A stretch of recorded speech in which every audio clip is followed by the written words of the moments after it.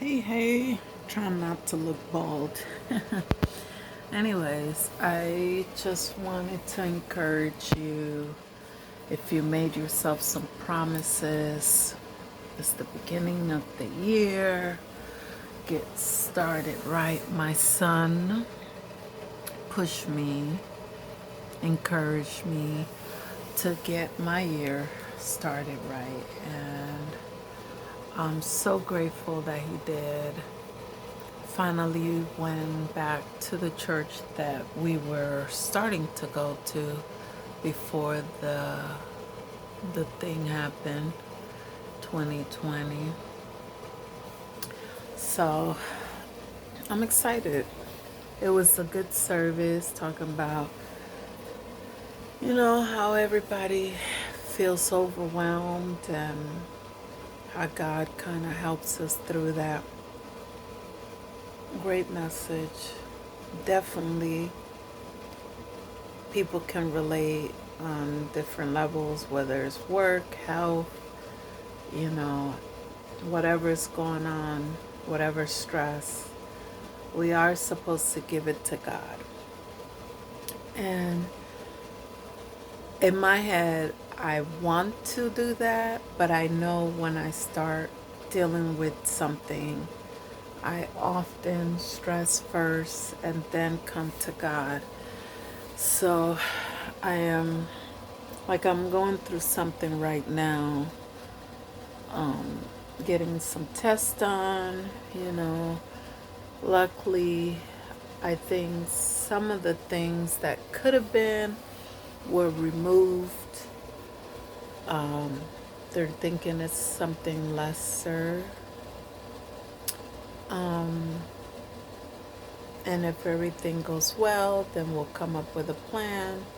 And it's not as bad as I thought it might be. So that's a good thing. Um, yeah, so I just got to push through the anxiety because it starts with anxiety, then it goes into worrying, then I go to, okay, how can I fix this? What are the steps? And then once I'm halfway there, then I'm like, oh, I forgot. Let me ask God for guidance or help, um, or I'll look back and think, oh, he worked it out already.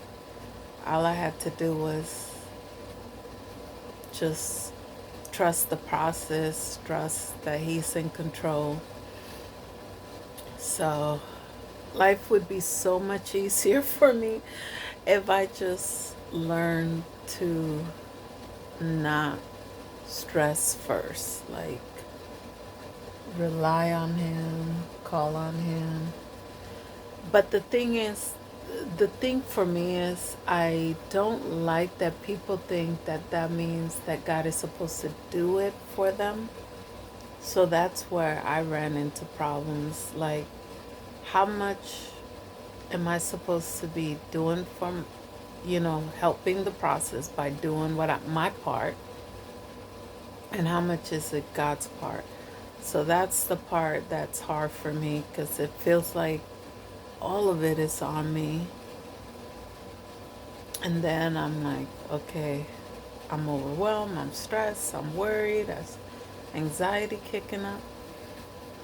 Um, so yeah, working on it. I think that's gonna be a long process for me to learn to not stress first. I'm not gonna say not to stress because I feel like some people get motivated by stress. Like, I get motivated after the anxiety passes. Then it's like gas. It gives me that go. Without it, I wouldn't get anything done. And part of it is I'm a procrastinator. I put off stuff to the last minute and then I have to rush and finish it. So that's the other thing that causes some of the stress in my life. But it's always something, right? Like you get one situation handled, then it's something else. So yeah, but it's all good.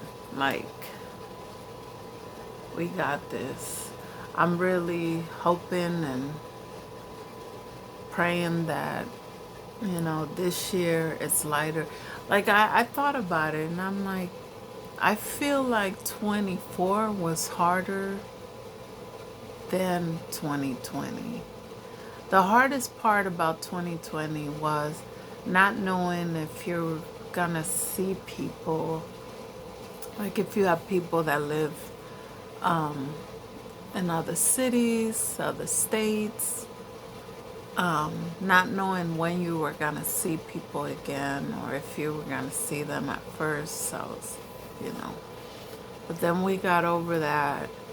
And then, yeah, the school at home was hard. I was just so glad that my kids weren't in elementary school. I thought about moms with kids with special needs in elementary school and how did they make it through.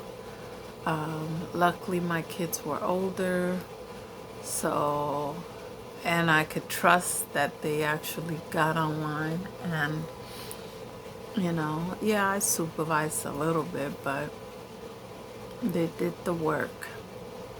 I know that it was easy for kids to pretend like they were at school because you could be offline, like screen saver things, so you didn't have to show your face. A lot of kids fell asleep, and I know it was hard for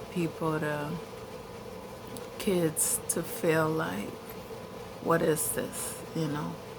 So I was glad when everything started kind of up and running again. But I feel like 24 was a little bit harder than 2020 for me, as far as health wise and just worrisome,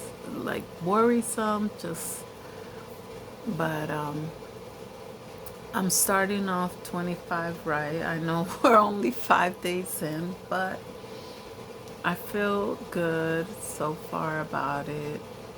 I feel hopeful, even with the Orange Beast in charge. I don't know. I know that things are crazy everywhere. And there's things that could happen anytime. Like the other day, somebody had a thing at my son's school, and he called me. He's like, I'm okay. It's gonna show up. They're gonna send emails and stuff. I'm okay. Nothing happened. He just brought it to show people. So the cops responded. He got arrested real quick, but it's just, you know, and so there's always things that come up that causes, and it's natural to worry. You don't want to beat yourself up if you do, but just try to refocus yourself as soon as you get a chance to say, okay, what can I do? Am I doing what I'm supposed to be doing? What I can do? And how do I get rid of this anxiety about it? And what helps me is music. If I'm really, really stressed, like instrumental, jazz, old school, not, well, I'll say early 90s. Some of those songs. Or Jolanda Adams, I really love. There's this one album, the Blue Album, that she has. I'm stuck on that one still, 20 years later. But yeah, and just trying to focus on what I'm gonna do if that's positive. Like, I'm planning to do some arts and crafts with some ladies, and I'm planning that. So just keeping my mind active on positive things, taking care of my health. I'm cutting out pork this year. No, like cutting out pork. I am gonna try to do like fasting once a week, and keto. I'm gonna try to do keto twice a week, just to slowly help my body. And I am gonna do the immune booster shots, like the ginger, lemon, cayenne pepper, black pepper, or fresh orange, and try to get those little bottles and try to do that every morning on an empty stomach to help my weight loss and to help my immune system. So those are the things that I'm putting in place to help myself and help my nerves. Eat more cherries, they calm you down. So they help you sleep. So at night I'm gonna try to get more cherries when I see them. And pistachio also helps you sleep. So yeah, just keep on doing my natural remedy stuff. The group is growing. Do it yourself on Facebook. I'm so proud of my groups. I also have the dyslexia, understanding dyslexia as adults understanding dyslexia, I think I called it. I named it. I had like 5 or 6 different groups. One was like a funny gossip one, and there was 2 women's group, but I kind of just focused on those 2 more. It's hard. Like, I thought, I just set up some pages, posts, and you know pick a few people to help me with it and let it go. It's a little harder because I really want to be involved. Like, I want to respond. But even the dyslexia one, like, it's a dyslexia group, so that means there's different levels of people's reading comprehension and understanding. But I think because people use the voice text, it's like long. So I'm like, so sometimes I have to highlight it to get my eyes to focus. And I want to do, this year I really want to give back more to that group. There's like 1,000, there's over 1,000 people. I think 11 or 12 in that group. And people ask a lot of questions and this and that, but luckily there's doctors, there's people that actually develop programs. There's I have great two or three other admins on it. They're active, they're always responding, so I'm grateful for them. And then the do-it-yourself, me and Kate been holding it down for a while. There's 2 other admins, one other admin actually, but I'm not sure. She doesn't respond, so I'll have to add another one just to keep it going. But push yourself to do something. And I'm also gonna have a surprise.